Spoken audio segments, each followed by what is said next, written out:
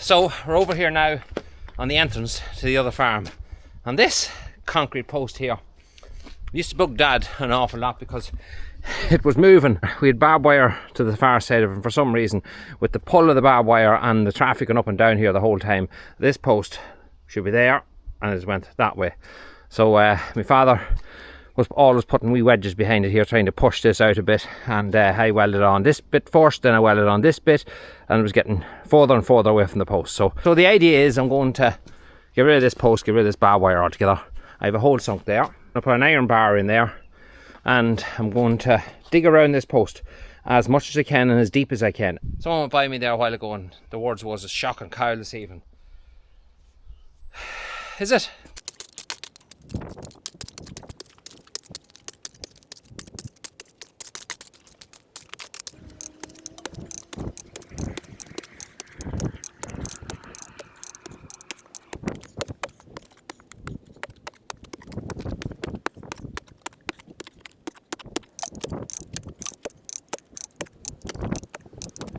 Alright, so bring this across here, and if I get this right, I should be able to get this closer to that gate.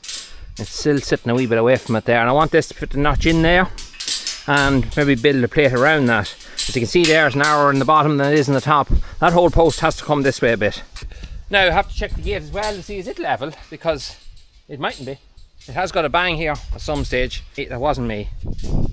But for now, I just want to race up here. I want to turn off water, fix a tap, set up everything for the mixer, and then we'll start into it. So up here, there should be a stopper in this hedge. Usually look for the place that's hardest to get into. Oh, just get in there. Oh. There we go. It's off.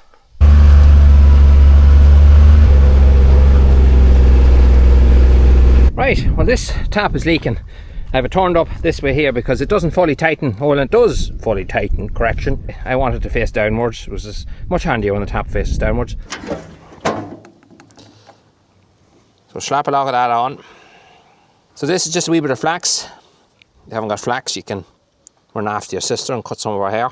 Don't do that, by the way, because it won't work. That's the only reason. Plus your sister will not like it, so I wouldn't advise you do that. Alright, stick our quick connect on here. So these gates obviously are for crushing in there into our yard. But if we're bringing cattle into this yard from this side, I open this gate out, cross like that, and then we have a cord here that's tied there, rolled up, and we bring a cord across and we tie it to that gate. That's all well and good, but a lot of the times now, especially when they do it once, they'll always do it, our cattle will go underneath that cord and run the whole way over towards that yard. And it's a bit of a nuisance, especially when you're on your own. So I'm thinking of doing something I should have done here a long time ago, and that is to put up a second gate here, and then we can just bring it across here. We can link these two gates together, whether it's with a chain, whether it's with a bridge across the top. And that way when cattle comes up here, when I'm on my own, or if the girls are at school or whatever, I can bring cattle up and I know that they can't go underneath a cord. I don't have to be routing any of that other jazz. The place is blocked up and they've only one place to go, and that's in there. So we'll get this big post in here. We'll kind of line it up roughly that it's front the other one. 13 foot is what we'll get away with, I think. Yeah.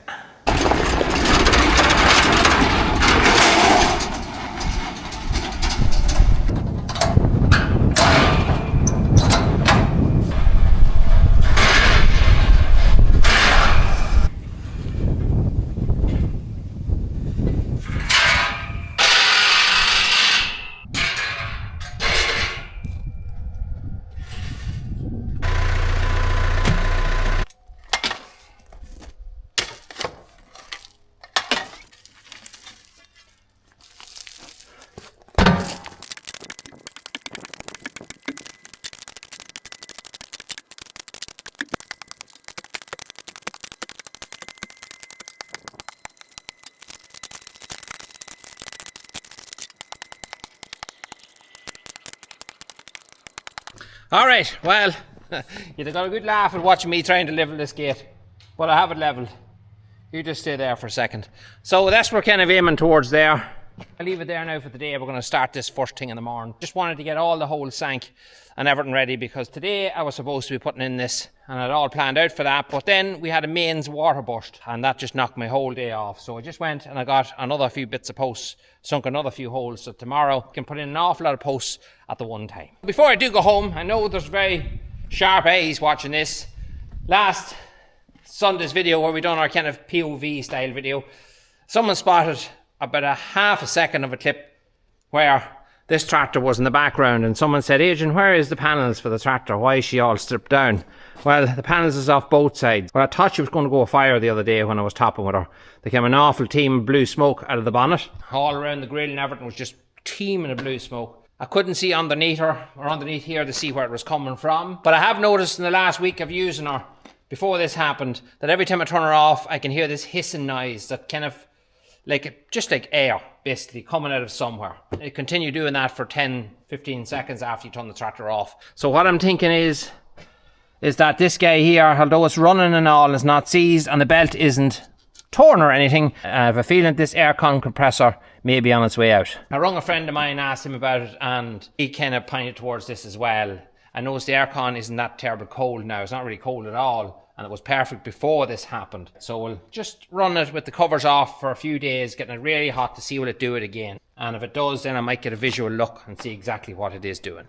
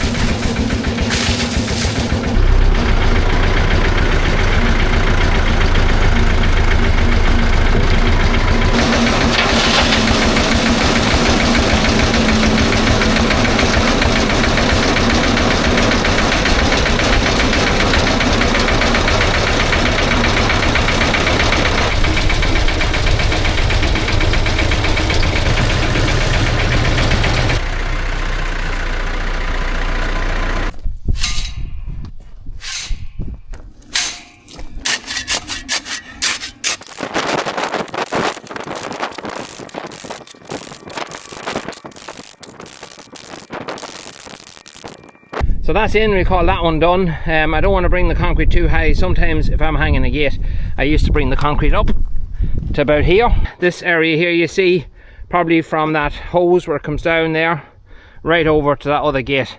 I'm going to concrete that area, that strip, just right out to the fence, just to tidy up that.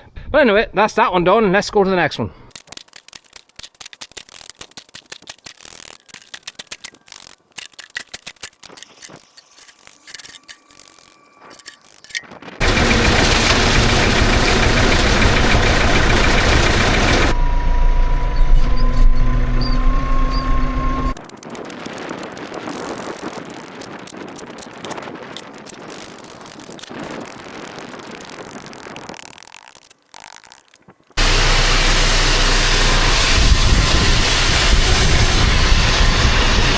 Alright, so we're back over here after lunch and that's setting away, so we'll leave that be.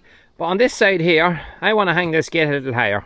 It's hanging a bit on the low side and it does, I don't know, a lot of people, especially lorry drivers, like to open the gate inwards for some reason. Maybe it's just the fact that they've come up this way a bit and maybe it's blocking when they go to hit. Whatever way anyway, it does open both ways sort of. When you do open it that way, you're hitting the ground and you're kind of levering it up and that kind of twists these brackets. You can see the way the gate's sitting crooked there at the minute. They're very poor brackets anyway that hold them. So what I'm going to do is, there's a hole there, I'm going to put one of them other hangers into that, and then I'm going to raise that one up on the bottom. Just raise this gate up, and by doing that the gate will be able to open both ways. Simple thing, and it will actually look better too, because this post, both posts stick quite a bit up from the top of the gate, and I like to keep the gates high if I can. So let's sort that.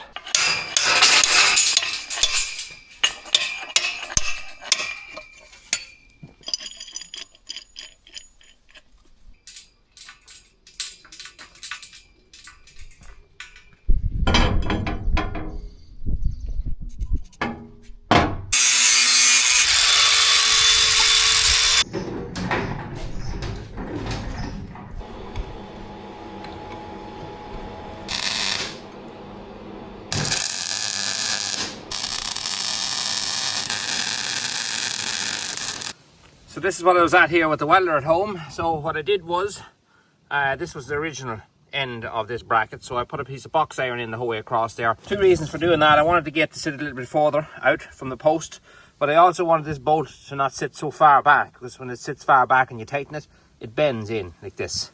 Now when it's just got a nice bit of clearance there, it doesn't do that no more. It holds tighter to the post. I also added these plates in here on both sides.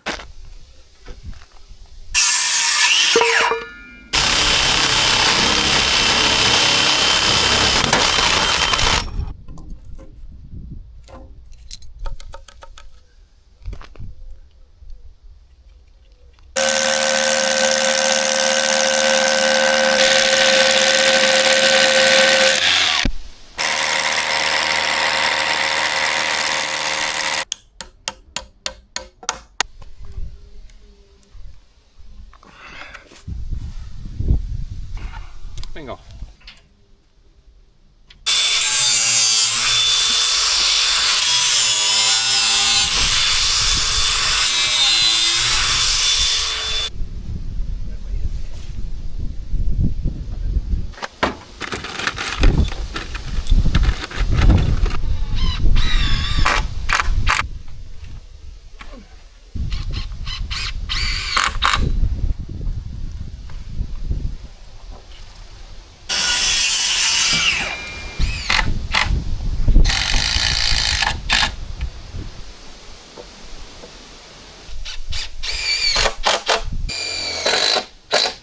Alright, and that's that bit done. Nicole says it's a bit crooked on one side. It's not crooked, Nicole, it's alright. Something wrong with you. Anyway, we're going to go back up here and we're going to put a latch on this now. But I have been at home and I made a wee plate for this so the gate can just latch in, just hold it more solid than this void here. That's not actually meant for a latch, that's meant for something. I think it's something. It's probably for, yeah. Can't think of what it's for. It's for a wedge. Yeah. Help me out here, lads. Help me out, I'm dying. It's this little plate I made here at home. And this is going to sit just there. I had a bit of scrap metal. I'm actually going to name it. This is the Gate Lock 2000 V2 Pro. With a marker, 2 holes here on either side. We're going to stick in 2 little bolts in it, hold it in place, and that'll be hard latched.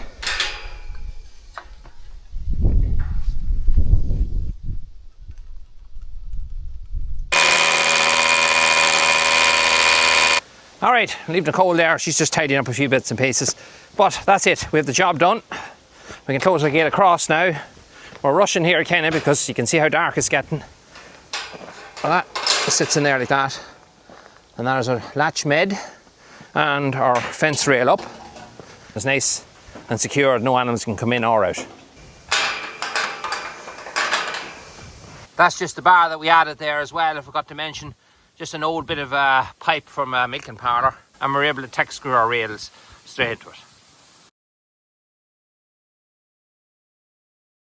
Do you want to introduce yourself, Barry? How are you? Barry Finnegan is my name. I'm the CEO of LV Logics. Level Logics, we provide silo level monitoring for silos of all types. In this case, a dairy silo, but we do silos for cement. A lot of mills, we do a lot of mills across the world. My background, I'm an electronic engineer. The value we provide to silo owners is that we let them know what's in it at any given time. There's 2 or 3 key things, and I think your recent post, Adrian, where you ran out on a bank holiday weekend, has really prompted me to contact you, because that's exactly what we try to help you avoid. The traditional challenges around load cells is A, they're really expensive. Your silo could cost anywhere from 3,000 to 4,000 to monitor on load cells, and that leaves you with a box on the wall. You still have to go out and check the levels. Comparison, we'd be talking maybe a quarter of the cost. This is a critical part of it. This sensor is patented in 33 countries. We've spent a long time developing it, and what it does really well is it deals with the dust. So it's a laser sensor. The laser lives up here. You'll see it's what's called a class 2 time of flight laser sensor. It's recessed up here to keep it away from the main dust. Dust does settle on the sensor, but we have equipped it with a dust cleaning device. There's 2 things it does very well, and this is where our patent lies. Is it A, detects that it's dusted up, and B, calls for cleaning. There's 6 holes down here very close to the laser that allow the air jet to go and clean the sensor. And then there's 12 holes here to clean this part of it. One of the big problems in silos is that you'll have lots of spiders and critters and spiders' webs. So what we've done is created the ability to clean not just inside, but this surface and around here. Yeah. So in mills and in situations where you're filling your silo quite often, you know, the likes of Kieran Milling and the likes of the larger mills in Ireland all have this. We check every one of our products every morning. Our software scans our entire population of a couple of thousand sensors, and it reports back to us. If there's an issue with this sensor, we know before you do. That's your sensor right now in terms of, you know, how that's what it looks like. After we install your sensor and get it working, we'll provide you with the app as you see it. We'll provide you with an alert just to get you to avoid what happened on the bank holiday weekend, and then we'll provide you with other services such as predictive runout. Because you use a fairly standard amount every day, we're able to do fairly accurate calculations to give you what's called the days to empty. There's various co-ops around the country in Ireland who've gone very large into this in terms of supporting the purchase of it. We've co-ops who've paid for half and the farmer pays for half, who put it on their busiest farmers' bins, the ones who run out the most. The reoffenders. The offenders list, yeah. So those guys who call on the Friday evening or the Saturday evening. Never done that. Unfortunately, what's happening with them, if you think about this on a larger scale, they're getting trucks, they're sending trucks 20, 30, 40 miles with 12 tonne in it. A truck will take 28 tonnes. There's about 2 billion lost a year worldwide in just emergency deliveries, or what we call fire brigade deliveries. Yes. It's a massive thing, putting a 28 tonne truck on the road with 12 tonne in it. And Miller's point of view is it allows them to deliver twice as much, half as often. And that's been borne out in the LPG industry, it's been borne out in the oil industry. That's where I came from, and that's why I've sort of brought this to market, because, you know, truck drivers are harder to get, diesel is getting more expensive, huge ESG type of benefit from a corporate point of view. So essentially how it works is we have the sensor doing its thing, which is taking the data. The power comes from a 6-volt solar panel. This is the way it fits on. This is just a simulation of, this is a chore time bin, that's a chore time lid. It just gives you a simulation. What feeds the sensor is the air, and then with the power going to the sensor, and then you have, that's what it looks like on top of the bin, really. Avoid wind shear and so on, but there's a lot of work and design has gone into that by, again, all made in Ireland, all made, assembled, all designed in Ireland by Irish design companies. Good. Now, just the basics of it. So when it's installed and it's up and running, so what happens then? How is a farmer contacted? Is it an app that he downloads, or how is he contacted about the information on his bin? It's quite simple. If you look at your phone now, Pádraig back in the office will have actually sent you via WhatsApp. He'll have sent you a little message and it has a link in it. You click on the link and then you save that to home screen. That allows us to avoid the traditional app download piece. Farmers and a lot of people don't really like having to log in and forgetting passwords and so on. So it's a secure link that's unique only to your device that no one else can see. It's encrypted and so on. We have all the relevant data security. The one touch only. We reckon people will not use this if you have a lot of this to do to get at the data. Let's, for talk's sake, you're using a quarter tonne a day. So a bank holiday weekend is going to be 3/4 of a tonne, but just to, let's say your minimum that you ever want to know is a tonne. That's your low level. So, but we can set it at 2. We'll say, we'll give you a text at 2, we're going to give you a text at 1. What a lot of people do is to say, well, give me an early warning and give me a late warning, and that can happen. When I hear that it's sending a text message, I instantly think, right, so it needs data to be able to send that. Is that a subscription service, or how does that work, or is it a certain SIM card, or? I came across this Sigfox network. It's a European-wide network, and it's what's called a wide area network, or a native network. So I think in Ireland, the Sigfox network has a receiver everywhere there's an RTE mast. There's a Sigfox receiver, but we can deploy them ourselves. We have a relationship with Sigfox, and we can deploy these gateways ourselves. We don't use the on-farm Wi-Fi. We find that wouldn't be as reliable as we need this to be. And the recent storm was in February, where you had a network outage. This thing didn't miss a beat. There's an ongoing fee that we charge from year 2 on, and that covers a perpetual warranty on the hardware. It's $175 a year. we have to pay Sigfox obviously for the transmissions. Changing hardware if it's failed due to anything other than, you know, if it's failed due to the fault of that, obviously if it gets belted with a hammer or a loader. But in any event, we'll stand behind the hardware. If it's not working, it's on us to change it anywhere in Ireland. Contact Barry at lvlogics.com, lvlogics.com. Alright, so it's been a week and a half later now, and we have filled our bin since them lads were here. So I waited until the bin was almost completely empty, and they told me to ring them then and let them know then when it's at its lowest point. And that helps them to calibrate just simply the distance between the very bottom of the bin to the very top, so that they get it more accurate then and knowing exactly when the bin is going to be empty, or nearly empty, if you get me. The little valve there that comes down in the bottom and comes out here, and you just stick, when it's just like a bicycle valve, you stick your air compressor there and you give it a quick blast of air, and that's it. It cleans the sensor on the very top.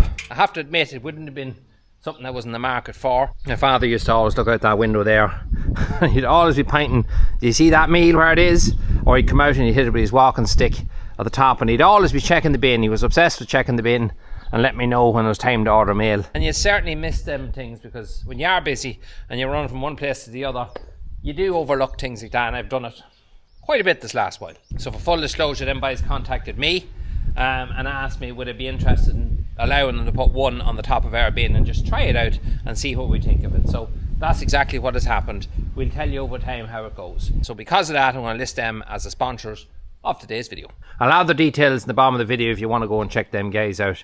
Get a quote or whatever for yourself.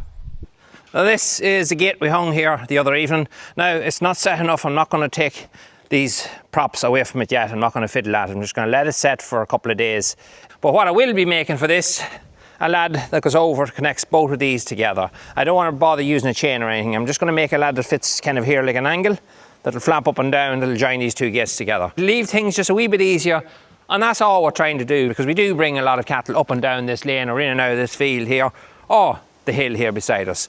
Speaking of the hill, I'm not sure if you can see it on the camera. It's very dark because it's getting ready to pour here, and it's just starting to drip now. But our second cut, way ahead of what our first cut was, even at this stage. So we're looking forward to maybe a bit of good weather then returning, and we'll be tearing into that very shortly. Thanks for watching. We'll see you in the next one.